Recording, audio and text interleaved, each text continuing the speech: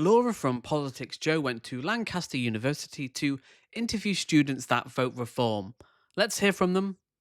What campus life is like, friendship and dating. Let's get straight into it. The issue is wokeness. Wokeness is a disease. I've seen people get arrested just for having an income fuck around. Do you think supporters of Reform UK have a place here on the university campus? No. I don't think that they're welcome on campus, and I definitely don't think they should be. People like to say, you support Fiora Farage. The difference between left and right, especially on campus and all that, does make dating difficult in my opinion. You wouldn't be going on a date anytime soon with her? Definitely not. No. God, no. A friend and I were going around putting up reform leaflets, and we actually had one of these liberal people follow us around. I'm not joking. She followed us around, ripping down all the posters. I mean, I took a few down personally because I thought that there's no place on a student campus full of international students, students of colour, queer students, and people of a lot of vulnerable people who Reform like to prey on. The Daily Mail tells me that British universities are brimming with woke ideology, while the Telegraph says that campus cancel culture is censoring students. And no students have it tougher than those that are right-wing, apparently. So I'm at the University of Lancaster. It's good coming from all the Palestinian protests across America that were literally shut down. So it's now this talking point on the right wing, it's never about freedom of speech. It's just freedom to say, for them to say what they want without accountability. That's all it is. So they do cancel culture. No, the Daily Mail talking about cancel culture is insane. I mean, well, the Telegraph, like, insane. To find out what it's really like to be a student while also being a Reform UK supporter, and how you navigate politics, dating, and friendships. My name is Jack Eckles. I study politics and sociology, and I am the chairman of the Reform Society here at Lancaster. And we're a society that is endorsed officially by the actual party and the Greater Lancaster branch. When did you first become aware of Reform UK, and what attracted you to them? So I have been following Nigel Farage, who's the leader, for a very long time. I've always been interested in politics. I studied sociology in high school at GCSE. We're one of the two only schools in the whole county to offer it.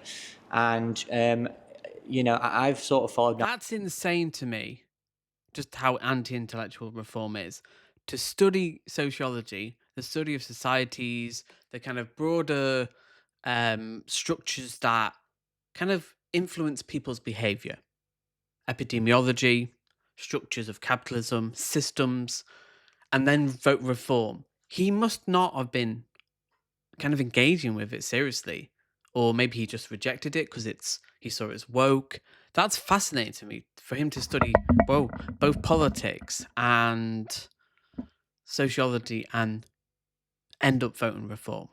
I think there's a fundamental rejection of evidence there, which is very interesting for young people, because there is a distrust in institutions, and it's interesting that he'd then go on to university.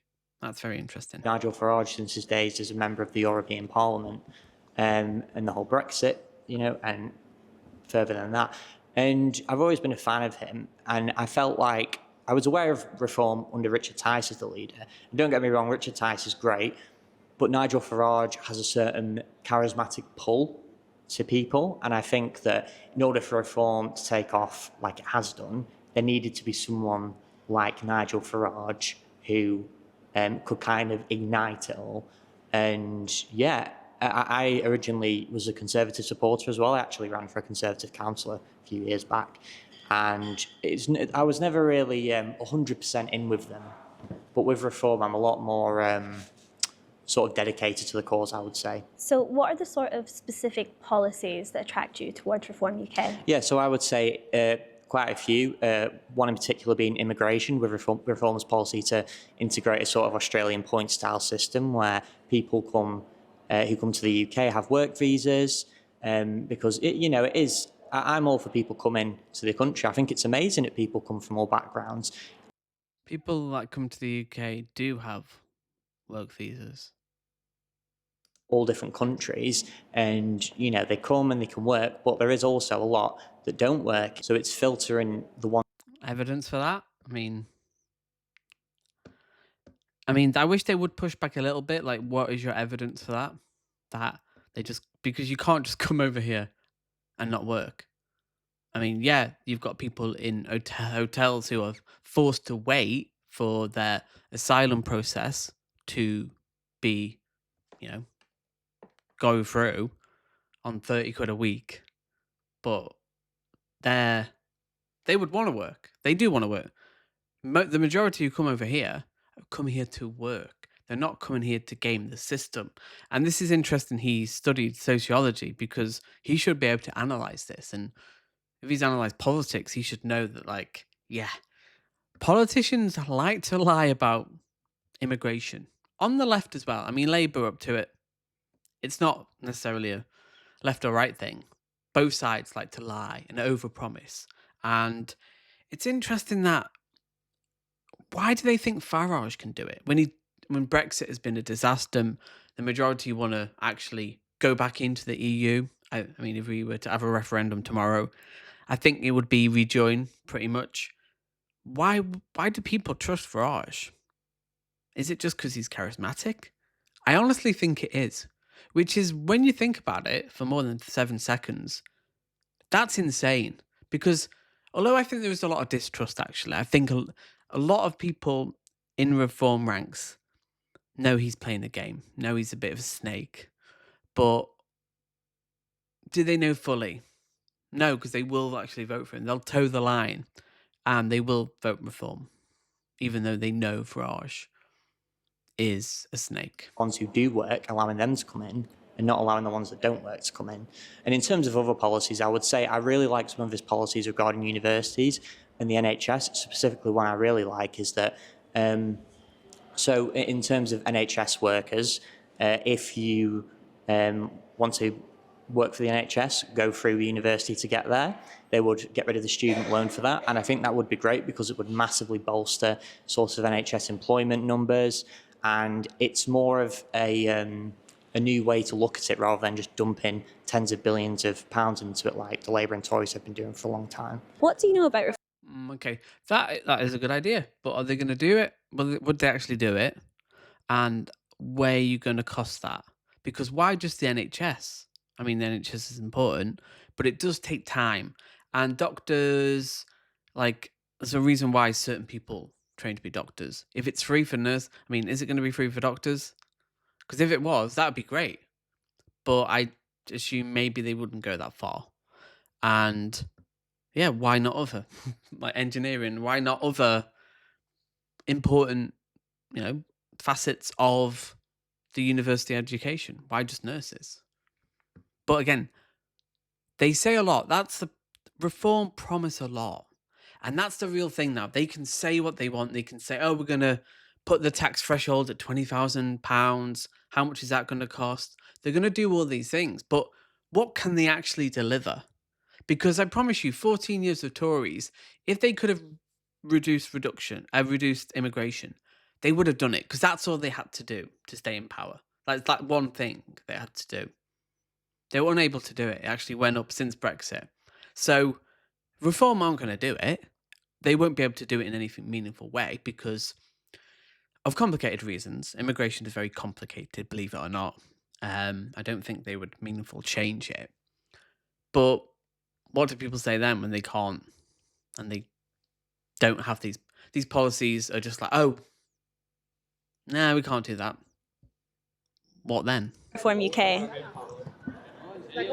Well, I know that they're definitely not aligned with my values, and that their rise to gain more seats is based on scapegoating and hatred towards many groups in our society. Do you think that Reform UK are welcome on campus? Or should be? I would say no to either question. I don't think that they're welcome on campus, and I definitely don't think they should be. Can you tell us more about the Reform UK Society on campus? How many members roughly do you have, and what's been the sort of reaction to you setting up? Yeah. So I won't name specifically how many, but around 20 we have now, and it's a very recent society. We only sort of started it, I would say I started it like 2 months ago maximum. And it's had interesting reception on campus. I would say there has been a lot of people who have come out against it, not because of us individually, but because of what it represents. I'll give you an example. There were these posters put up on campus, which we have pictures of, evidence of them being put up, saying, Reform's a racist party, this and that. And it's just, it's abhorrent. I No, it's freedom of speech. You have freedom of speech to do your little club of 20, and they have freedom of speech to call you racist. That's how it works. And how is it abhorrent? Having an opinion on your politics that are, based in racism. Farage famously said the spirit of Enoch Powell's 1968 Rivers of Blood speech were true. There's so much of Farage of racism. Like, hearing different languages on a train, the Jewish dog whistles, George Soros. I mean, even his... UKIP disbanded because of how radical the party was. And you're going to see the same reform. There's some really far-right people on the reform. So let's not act like there isn't racism in reform, or it's not a party that taps into people's xenophobia and racist prejudice, because it does. Like, objectively, it does. In the same way Donald Trump does. In the same way Modi does in India. In the same way Erdogan does. In the same way Viktor Orban does. These are far-right populists that talk about immigration, nativism, taking back control, taking back the nation. This is racism. I'm sorry. It may upset you, it may trigger you, but it's nonetheless true. I think that as long as people hold views that are respectable, then I don't see an issue with it. Do you ever feel... What define respectable, though? I mean, a lot of people, I'd say the majority of people in the UK, well, half the UK hates Farage. So you're talking about 44 million people that hate Farage. That's a good, good chunk of the populace. Most people don't vote. Half the people don't vote. Like, he does not represent the majority. His ideology, they got 4 million votes in the last election. That's not, 68 million people. Like, what are we talking? Like, 1/16 of the population? 1/8, whatever. Like, it's not respectable politics. People know what it is. There's a reason why people hate Farage. that you might be prejudged by students on campus if they know that you are part of the Reform UK Society? Yes, 100%. I've had, and other people who I've spoken to who are also members, we have had comments. I'm not going to go into them specifically, but quite hateful comments, and being labelled a variety of things, racist, for example. And then people like to say, you support Fiora Farage. So stuff like that. And it's just extreme rhetoric. And is it? No. Like, Farage has, spoke at AfD meetings, the party in Germany that has a lineage towards the Nazi party. How is it? Like, he's in with Viktor Orban. He's in with Russia. He's in with Trump. No? Trump's deporting people without due process, trying to crack down on news coverage, journalists, judges. He's acting like he's playing the victim, isn't he? He's like, oh, how dare people call me racist? Okay, so they're not allowed an opinion too? No? Okay. I just think there's no place for it. But, at the end of the day... Why not? No place for freedom of speech. But you're having your freedom of speech, which I think he should actually in a democracy. Reform or a party. Like it or hate it. They are. We live in a democracy. They're getting votes. People like them. They're doing well in the polls. Why can't we condemn you? You would condemn the left for their opinions, which you oppose. which I don't care. That's your right. It's very strange. It's very strange. You know, I'm going to fight for what I believe in. A lot of us want to. And no matter what people say to us, we just carry on going because we know deep down that, we're in the right. And we'll never, I've said this to them, we will never stoop down to a level where we have to use hateful rhetoric against other people because we don't need to do that. The one thing I'd say I'm a bit ashamed of is that reform posters have been allowed to go up around campus when the local elections were happening. I mean, I took a few down personally because I thought that there's no place on a student campus full of international students, students of colour, queer students, and people of a lot of vulnerable people who reform like to prey on. I understand the university is a democracy and has to allow politics of all every sort of politics possible as long as it's not harming anyone.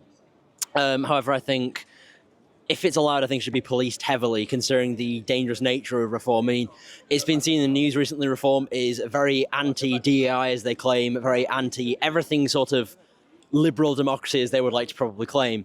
So I think if it is allowed, it should be policed very heavily and made sure that it doesn't harm other students.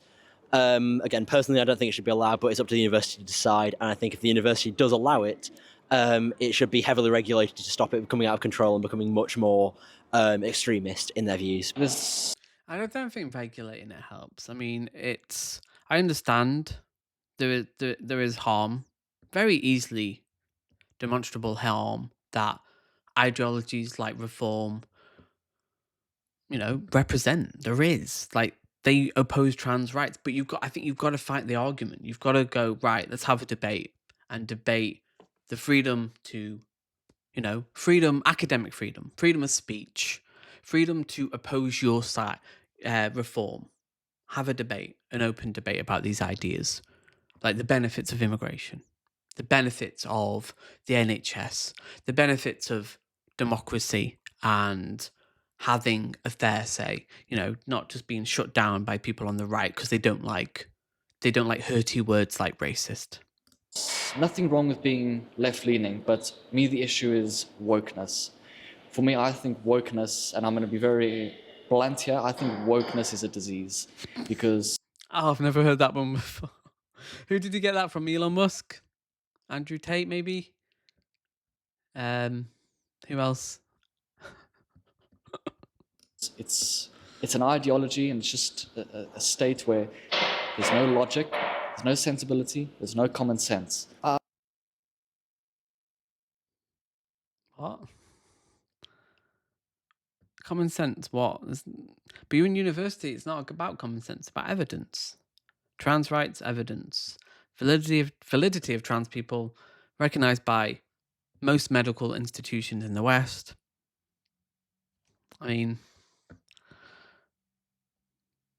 I don't get it. I don't understand what you're saying. I'd say I really became interested in reform once Labour came into power, and the issue with asylum seekers really became an even bigger issue than what it was before, because, it's just unbelievable how... What issue? The number of asylum seekers has been pretty steady over the last few decades. It was at its height, refugee crisis, in the early 90s with Bosnia and what was happening in the Baltics. Actually, we're at a pretty stable rate. So the idea that, again, it's perception. It's all media, manufactured consent of, oh, more asylum seekers and refugees are coming over than ever. No, it's been stable over the last few decades. Highest in the early 90s. We're talking millions. So let's get it in perspective, historical perspective. It's certainly with immigration as well. The numbers were at the highest in the early 20th century, late 19th century. I think we have to look at the evidence here and not just get hysterical about the numbers, because they were high in the last couple of years, but there's reasons for that. And a lot of them were due to Brexit, and other factors. Keir Starmer pulled the typical politician move, made promises, and then he keeps to them, said he would deal with the border issues. And that is a problem. I agree with that. Reform. They have promised for decades, and this is where the politicians and media really need to be held accountable. Constantly promising you're going to bring down immigration numbers to hundreds of thousands, tens of thousands.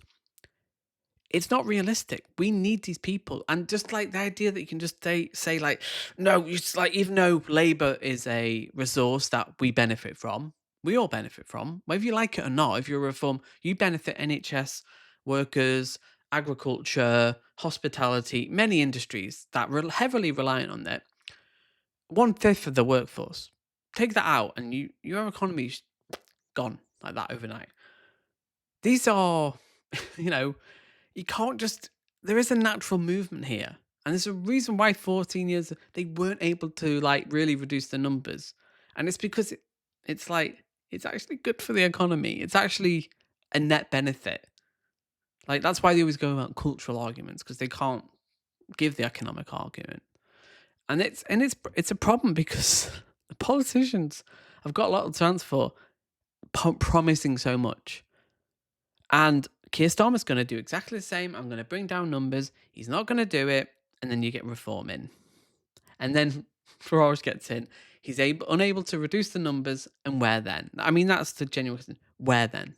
It's clear or not, more asylum seekers have come in, and they're just causing issues, are they not? Why do you think so many students?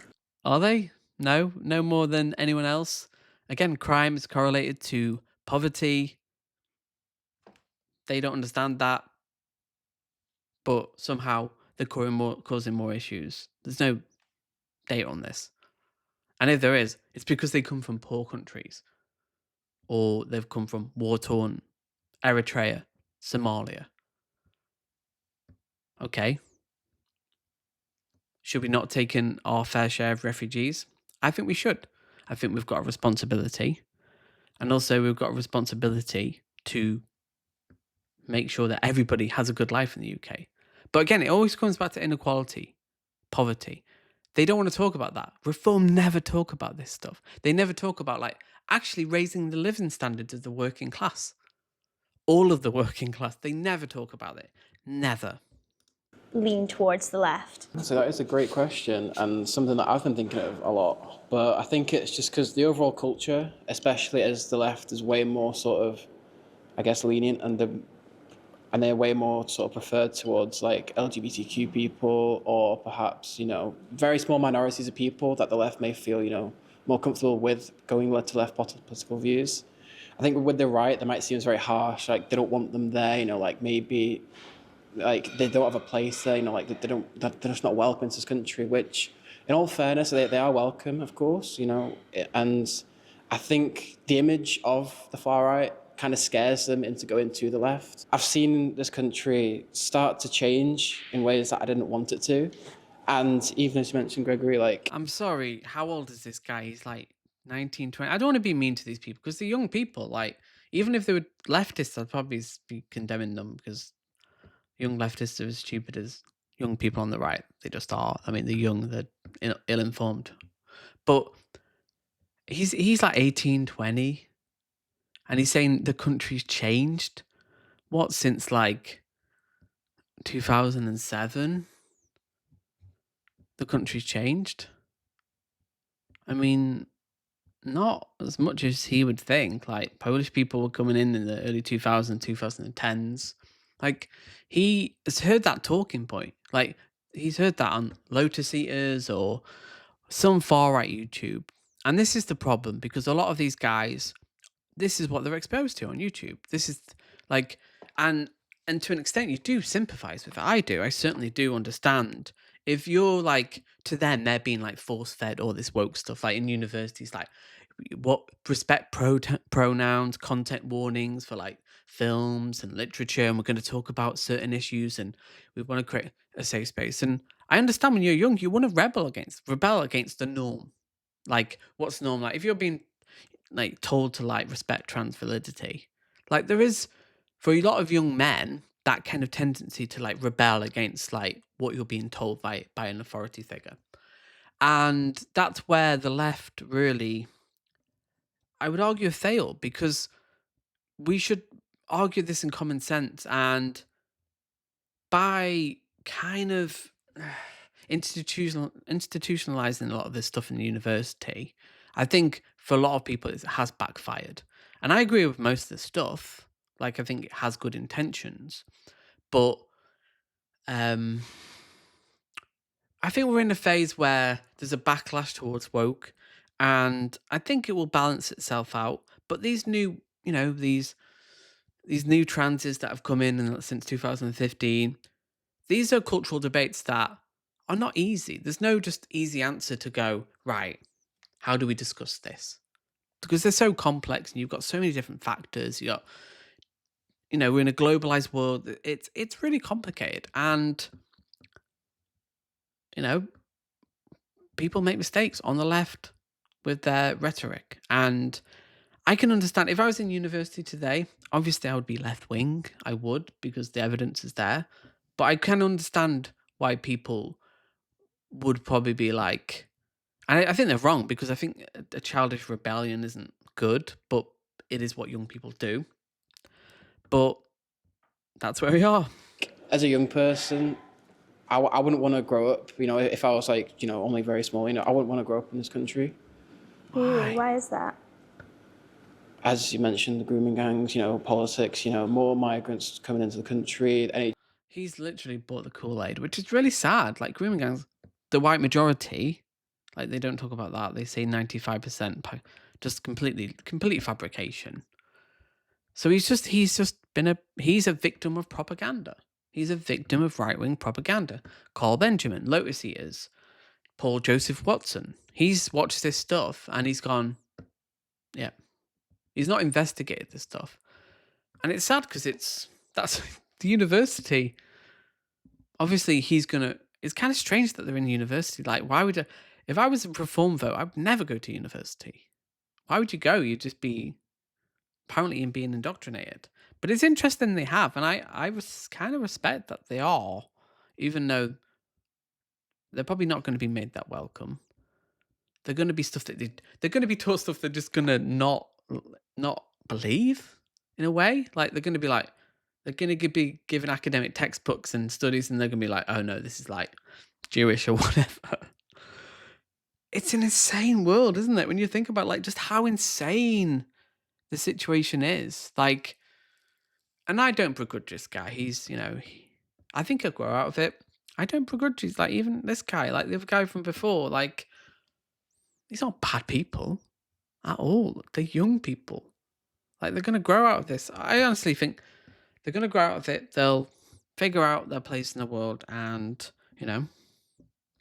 it is what it is. They're not bad people. NHS over flooded, schools, even like people being harassed in schools.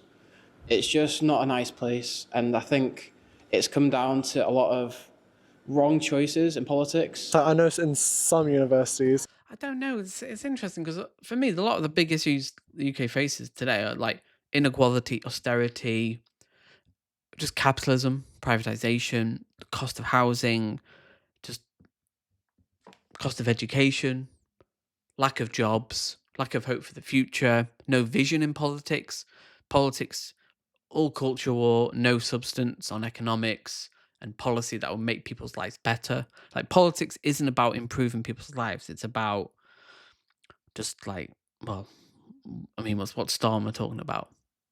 Islands of strangers. It's about trying to appeal to people's sensibilities and be charismatic and popular, although Starmer is neither. But he's right. He is right. And it's like, things are going wrong, but it's not immigrants. It's like your political opinion or like your friendship group, it like matters quite a bit, and it can define how they view you.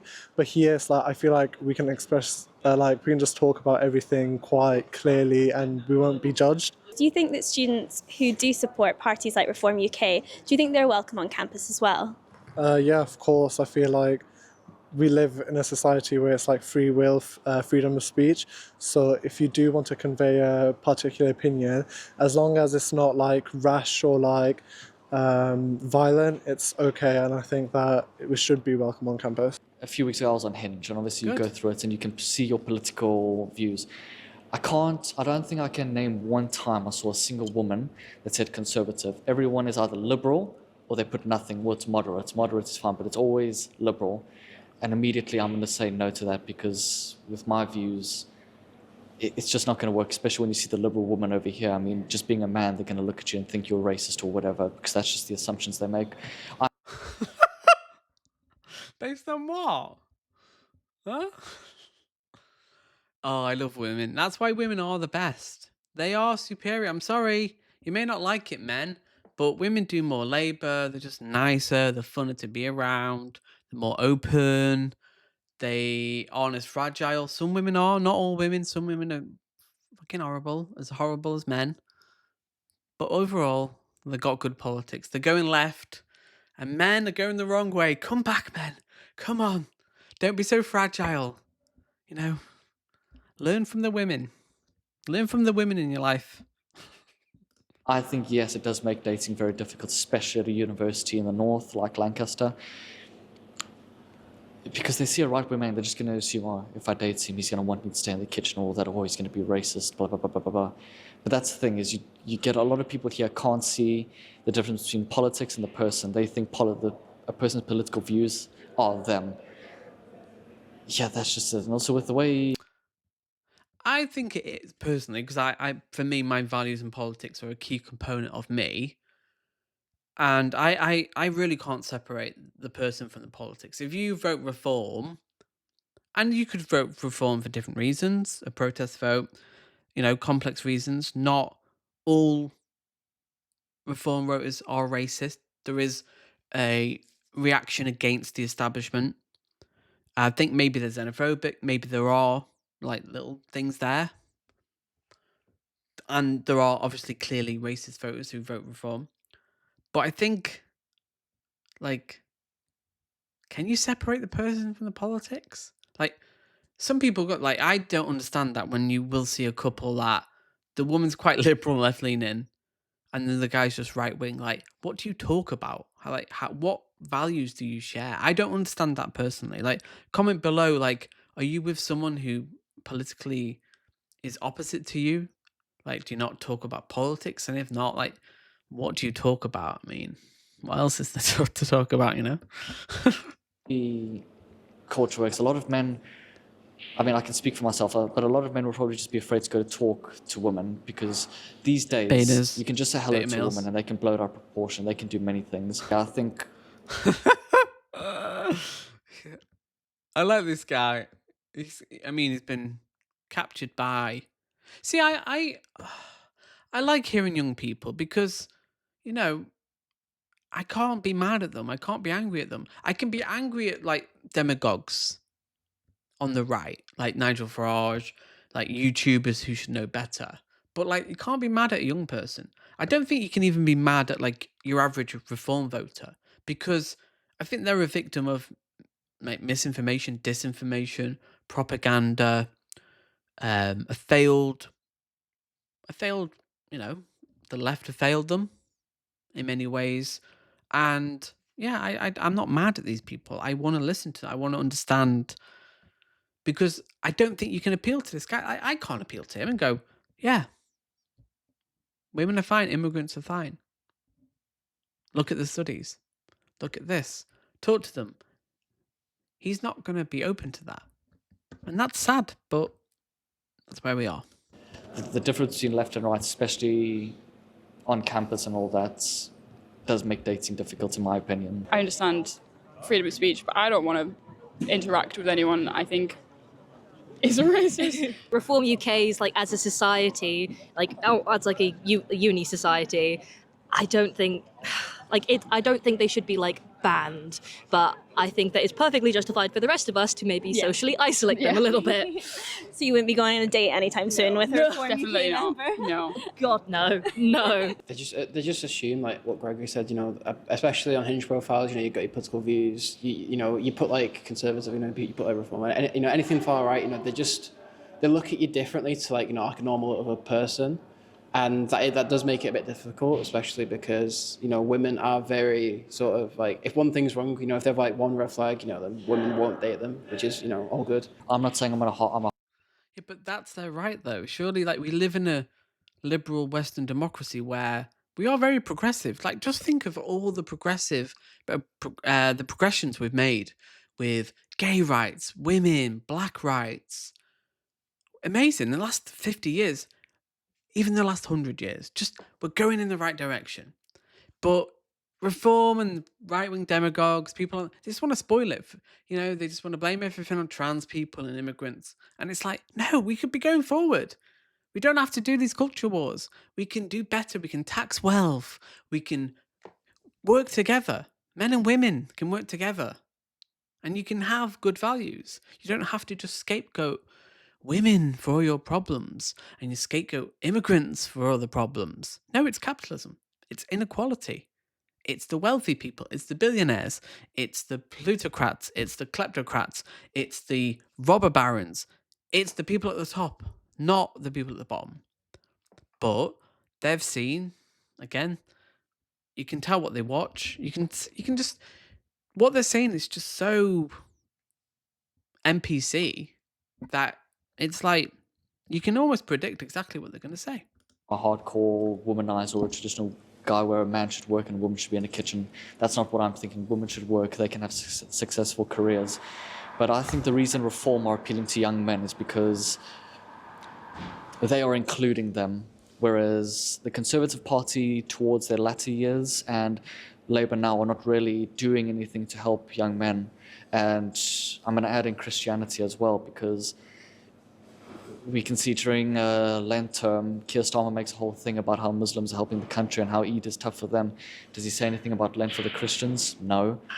See, it's just all grievance politics. It's like, oh, like, okay, well, should we not talk about other people, just not just white men? Like, that's the thing. I think we should include people, and that's why identity politics, they just want their identity politics. They love identity politics, but they just want to talk about white men. And again, we should be inclusive to everyone, but they don't want to be inclusive. That's the thing. Like, they think, oh, they talk about this, like, why don't you talk about this? Like, but that's all you want to talk about. You don't want to talk about Muslims. You don't want to talk about different religions, different genders, different sexualities. And when you do, you want to actually ban it. Like, because he says, oh, yeah, a woman can have a career. Great. Oh, really? That's not your choice, my friend. That's not your choice if a woman has a career or not. Like, and he wants it to be his choice. He's like, oh, it's like, and it is fragile because it just taps into like, oh, like I'm being excluded, even though statistically white men more likely to be paid more likely to get the job, more likely to have more wealth than their black counterparts. White men have got it pretty good. Not all white men. There's like class distinctions. A lot of white working class men who don't. But reform don't care about them. Reform don't care about working class white men. They're not going to improve their lives at all. There's no way they will improve the material conditions of white working class men. Their mental health, their opportunities, their well-being. It's not happening. So, yeah. And you have reform who are including young men. With young women, I would say it's because with the way things have become, where a lot of left-leaning groups and political ideas target women because they favor women. So it would be tougher for the reforms to appeal. I don't think that's true. Like, I feel like I've been targeted. Like, I've been a leftist since I was 16. And the David Harvey, Mark Fisher, Slavoj Žižek, academics have been targeting me. Like, they target everybody with these ideas. But you have to be susceptible to evidence. And if you're not susceptible to evidence, which some people aren't, they are more feelings. And politics often, it's very easy to capture someone's feelings in politics. Give them a story of like who's ruining your life. It's immigrants. It's the transes. It's women. Women have got too many rights now, and men are the real victims, even though white men have more power, more money, more wealth than women. But it's white men that are the true oppressed group now, and that's just empirically not true. But it's a story. It's a very powerful story that is compelling to a lot of young men, And it's hard to counter it because, you know, emotions often are more important than evidence in politics, unfortunately. And the left aren't very good at tapping into that. We're not very good at storytelling, even though we've got Hollywood and we can tell stories. Our stories aren't as compelling. It's not as compelling to say, well, inequality is a complicated factor. We need to look at epidemiology and longitudinal studies of this and that. That's not a good story. People are falling asleep. So we need to be more vitriolic against billionaires. Tax wealth, not work. Look at the people who've got the power. Demonize them. Because that's what these young men want. They want someone to fight against. They want they want to get excited. They want to get energized and go, yeah, these are the immigrants. These are the immigrants. These are the problems in society, not immigrants. Appeal to younger women because I don't want to say it's brainwashing, but over time in society, they've almost been molded to view the left as the way to go. That's the party that's going to give them everything. But the thing is, it's all about equality and all that, but the left isn't really focusing on equality. It's about putting men down and putting women all the way on top. Whereas It's not, though. It's not. It's about equality. Feminism is about equality between equal men and women. It just is. Feminism is about men's rights too. And it's this kind of constant like, oh, women like are being put on the top. They're really not. Like, are they? Your average woman has to work a full-time job. They come home, they clean, they look after the kids. Like, women have it tough, and so do men in different ways. But the idea that like somehow women have just got it way better now, it's like, yeah, their standing is improved, but there's still a long way to go. Like, yeah, it's just sad to hear because it's like he's just falling for this like right-wing propaganda that just isn't representative of reality. with right-wing views, it is more about equality. Yes, maybe Reform haven't been focusing much on that because they've been It's not, though. It's just about hating on the other. It's all about othering Jewish people, gays, black people, trans people. That's all it has been throughout history. You pick on a group and it's like you scapegoat all society's problems on them. Now it's Muslims and trans people. They're degenerate. They're undermining Western values. They have no interest in inequality. And there's not to say there's not problems on the left. There is. But I think there's a broader appeal to trying to bring everyone up. Men are doing okay. Some men aren't. We help them too. We need to work together. Whatever your gender, race, religion. And it would be easy to say, oh, yeah, great. Right. Women are the problem. Let's stop women kind of, having more opportunities. But like, it's frustrating. trying to appeal to young men who haven't really had much of the spotlight. Obviously, you guys are in the... What do you mean not have had much of the spotlight? I don't feel like I'm a young-ish man. And maybe it's because I grew up around with women and I've had more of that view of women, like growing around with three sisters. You get a sense that women are treated differently. There's different expectations on them. And I think it's hard for me to empathize with him because I've not got that kind of like victim mentality. I take responsibility for my own actions.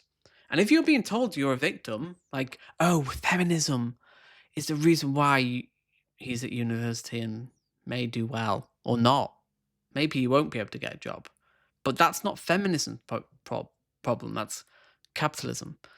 It's frustrating because it's a very emotional argument and it's hard to counter emotions with facts. It's almost impossible, really. So it's hard. Reform society, you're a public with your political views. Do you feel like you are perhaps judged or prejudged by other students because of them?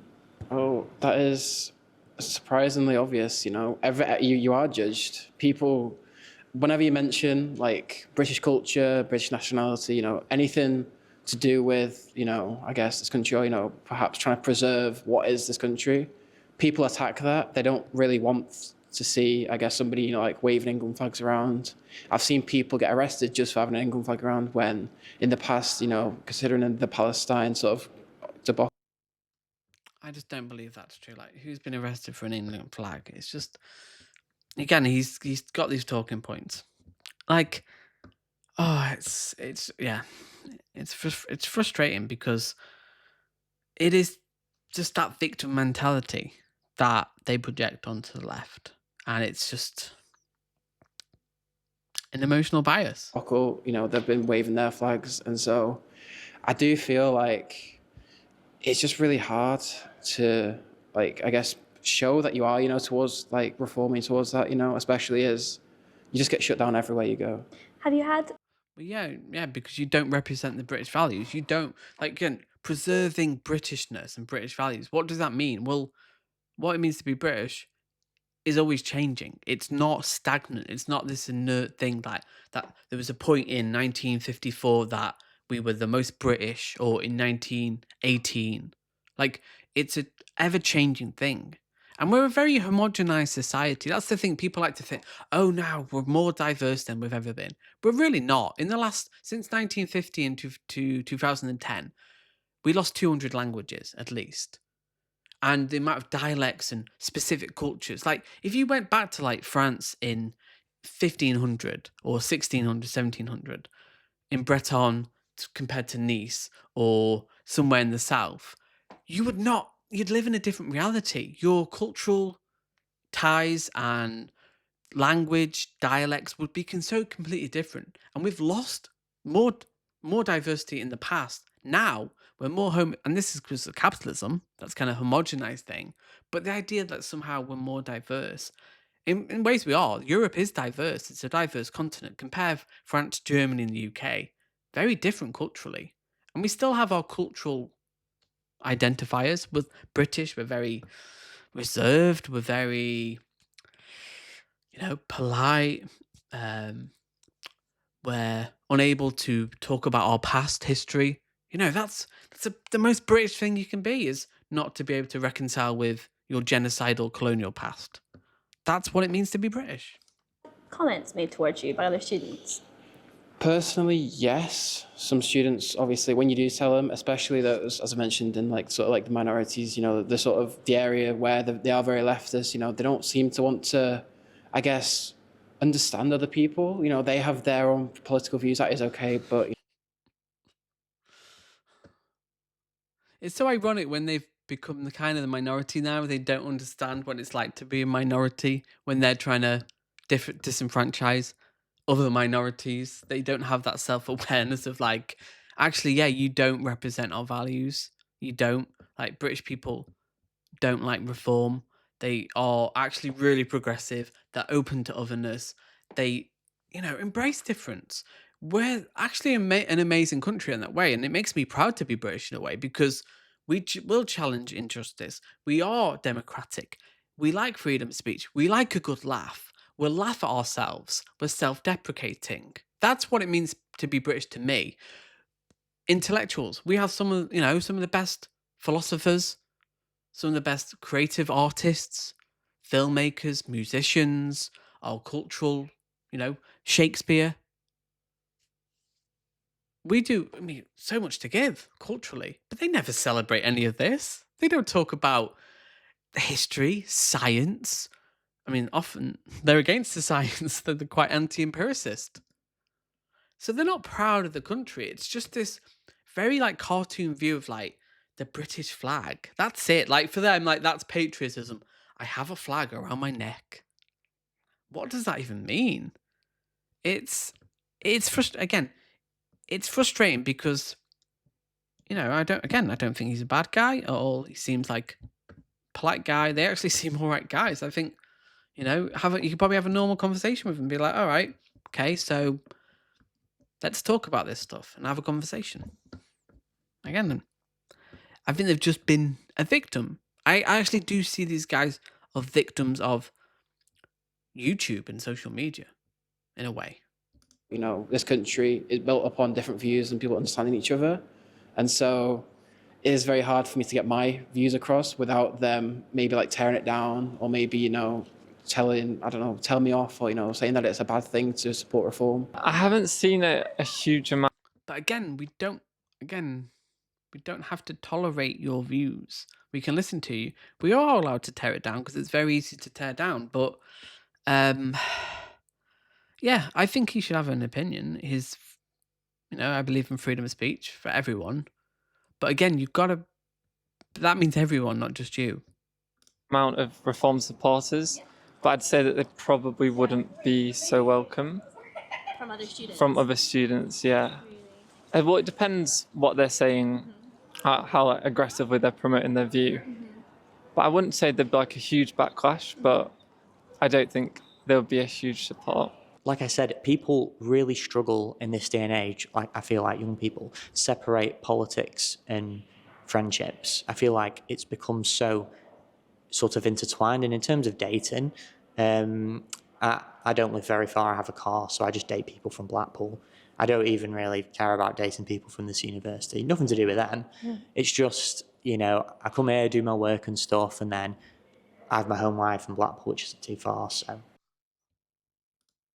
Yeah, I don't know. For that one, for me, I think friendship, there has to be a shared value. And not to say every friendship should be based on politics, because obviously not. That's silly. Friendship is multifaceted. But I think if you're a friend with someone, and they don't like immigrants, or they don't think trans people are valid, or they don't believe in climate change, or, that they are it's okay to shut those people out of your lives. Again, but the right don't benefit from this because liberals are fun, they're easygoing, they're creative, they're open-minded, easy to talk to. Not all of us, but most of us are, if you actually talk to us on an individual basis.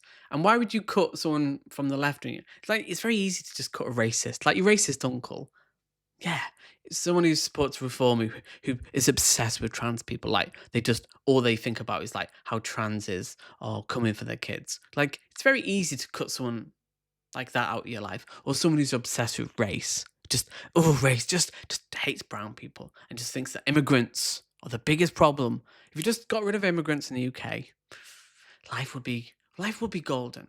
It's very easy to cut people like that, but someone who's just people are people. Very easy to cut. It's very hard to cut someone out like that, isn't it? So that's why they hate that. It's don't cut people out. Don't cut friends out because of politics. It's